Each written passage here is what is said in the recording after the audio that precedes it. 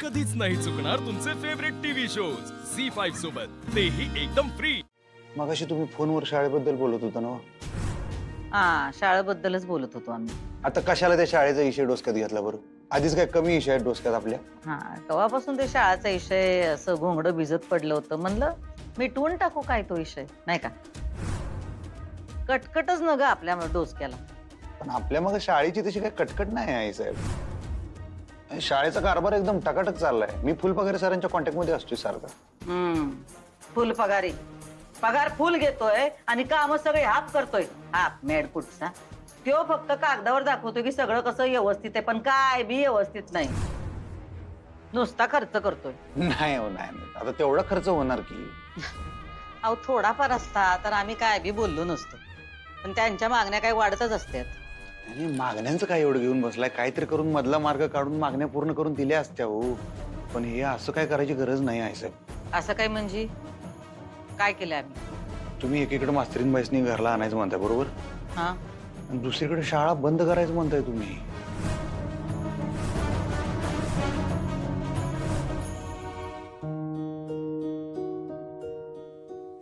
आई मला जरा कोकम सरबत करून देशील प्लीज?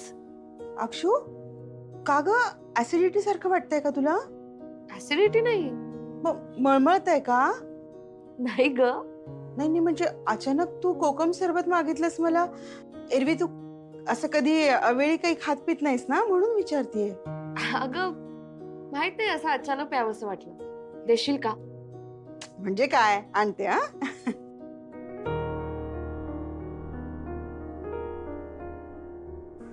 अक्षू, हा, अगं तुला कोकम सरबताचे डोहाळे लागलेत।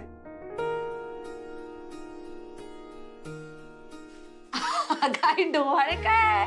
अगं उन्हाळा आहे म्हणून प्यावंसं वाटतंय। नाही नाही, म्हणजे मला सांग तू, तुला काय प्यावंसं वाटतंय? म्हणजे कोकम सरबत आणू का, लिंबू सरबत देऊ का, का कैरीचं पण देऊ? सांग मला। अगं काय काय चाललंय तुझं? अगं अक्षू, मी तुला नक्की सांगते, हे डोहाळेच आहेत। अगं मी जरा कुठे आंबट काहीतरी मागितलं तर लगेच डोहाळे होतात का? हो, हे डोहाळेच आहेत। हे घे, तुला जे हवं ते खा येतलं। अबे काय? कधी आणलं ते? अगं बाबा आहे मी तुझा, मला माहिती होतं कधी ना कधी तुला हे खावंसं वाटणार आहे, म्हणून मी आधीच आणून ठेवलं होतं। तू मला माझ्या आवडीची खीर खाऊ घातलीस का नाही, मग आता मी तुला तुझा खाऊ खायला घाल। तुला जे आवडतं ना ते सगळं तुला आणून देणार, तुझे सगळे डोहाळे पुरवणार। आओ ओ, पण मला एक सांगा, हे आंबट वगैरे सगळं मला कळतंय, पण बदाम का आणलेत तुम्ही? हे बघ अक्षू, अशी आहे तुझी आई, अगं सगळं विसरते। आता काय विसरले मी? अगं अक्षराच्या वेळेला तुला बदाम खाण्याचे तर डोहाळे लागले होते, सतत बदाम खात बसायचीस। अगं तुझ्या त्या रुक्मिणी काकू त्यांनी सांगितलं होतं ते ममरा बदाम खा। हो हो, तेव्हा कोल्हापूरची अख्खी बाजारपेठ पालथी घालायला लावली होतीस मला। जेव्हा ते बदाम मिळाले ना, तेव्हा तुझा जीव शांत झाला होता, आठवते का विद्याबाई? हो, पण तेव्हा मी बदाम खाल्ले ना, म्हणून अक्षरा एवढी हुशार झाली, कळतंय का? अक्षू अजून सांग, तुला कसले कसले डोहाळे लागले? हे बघ सगळे पुरवतो। नक्की? हो अगदी नक्की। हे बघ, या बदामाची शपथ। मला अधिपतींना भेटायचे डोहाळे लागलेत, त्यांच्याशी बोलण्याचे डोहाळे लागलेत, माझ्या घरी परत जाण्याचे डोहाळे लागलेत, हे सगळ्यात महत्वाचं माझ्या बाळाला त्याच्या बाबांच्या खुशीत देण्याचे डोहाळे लागलेत।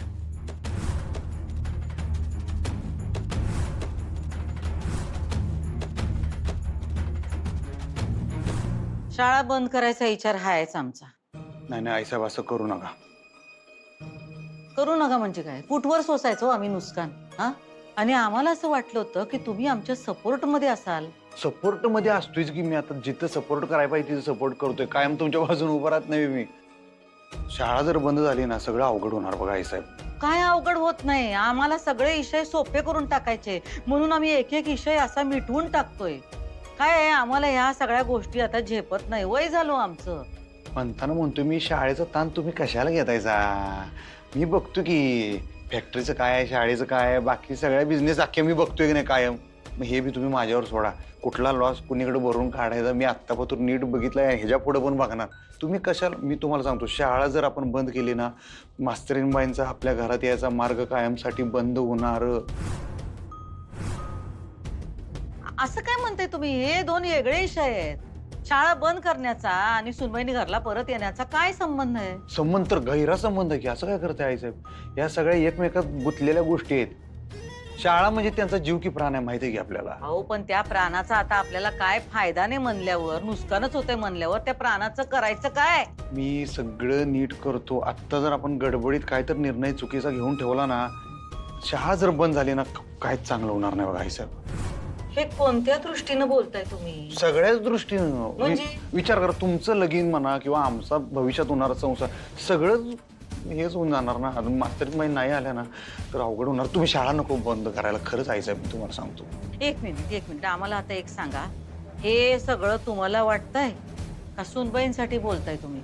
नाही मग त्यांचं म्हणजे दोन्हीसाठीच बोलतोय मी. असं नाही अधिपती, एक काय ते ठरवायला लागेल तुम्हाला. त्या दिवशी तुम्ही मला म्हणला का नाही का शिक्षकांचे पगार करा, म्हणला का नाही? हा, आम्ही केला का नाही सगळ्यांचा केला पगार? की. आम्ही तुमचं ऐकलं का नाही? ऐकलं. हा, मग आम्ही तुमचं ऐकतोय, आता तुम्ही आमचं ऐका. आता खरंच शाळा नग बाद झालं. हा, कधी ना कधी आपण हे करणारच होतो, आज करून टाकू. नको नको नको, शाळा बंद करू नका आईसाहेब. शाळा सुरू ठेवून आपला काय फायदा आहे का? आता शाळेत आणि कुठं फायदा नुकसान बघायचं. हा, हे सुनबाईंसारखं बोलताय तुम्ही. नाही आईसाहेब, आता हे ज्ञानदानाचं कार्य आहे. बरोबर आहे. आता भाषा पण त्यांची बोलायला लागला तुम्ही. पण हे म्हणणं तर माझं बरोबर आहे ना आईसाहेब. आता हे पवित्र कार्य आपल्याकडनं होते तर कशाला बंद करायचं. गोरगरिबाची पोरं शिकतात, आपल्याकडे शिकू दे की. फुकट शिकतात ती, बिया तर कोण देतच नाही. उलट आपल्यालाच फंड द्यायला लागतोय. आज काय तर दिंडी आहे, उद्या काय ते शिबिर. कंटाळा आला आम्हाला सारखं सारखं पैसे देऊन देऊन. बाद झालं, आता बाद झालं. ही शाळेची कटकट आता संपूनच टाकतो आम्ही. पण मास्तरीनबाईसनी जर हे बघा, त्यांना सगळं खरं सांगून आणू की घरला परत. हा, खोटेपणा कशाला करायचा? आणि शाळेसाठी त्यांनी जर का संसार नाकारला तर आपल्याला पण कळलं ना. हा, परीक्षा होईल त्यांची. आता तुम्ही लग्नावर फोकस करायचं. तुम्हाला मनापासून करायचंय लगीन? करायचंय की. हा, मग आपण त्याच्या तयारीला लागूया. हे शाळेचं मॅटर तर कुठं मध्ये आणता? मधी आणला नाही आम्ही, तो पहिल्यापासून मधीच होता. आता आम्ही तो बाजूला करतोय कायमचा. पण खरं शाळेत आता पण बिन काय नाही अधिपती, तुम्ही याच्या मध्ये पडू नका. जे काही ठरलंय तसं आम्हाला करू दे. मास्तरीनबाईसने काही आवडणार नाही बघा आईसाहेब. तुम्ही एवढा त्यांचा विचार करताय, त्या तुमचा विचार करतात का? काय तर करत असतील. आता आमचं प्रेम. हा, तुमचं प्रेम आहे एकतर्फी प्रेम आहे. आता तरी तुम्ही हे समजून घ्या अधिपती, प्रेम ही तुमची शक्ती असायला पाहिजे. त्यांना वाटतंय की तुम्ही दुबळे आहेसा म्हणून त्या तुमचा गैरफायदा घेत होत्या. पण आता बाद झालं, आम्ही त्यांना आता गैरफायदा घेऊ देणार नाही. आता आम्हाला सगळं आमच्या पद्धतीनं करू द्या. येऊ दे त्यांना घरला परत. आपण सांगू त्यांना सगळं खरं आणि मग लागू लग्नाच्या तयारीला.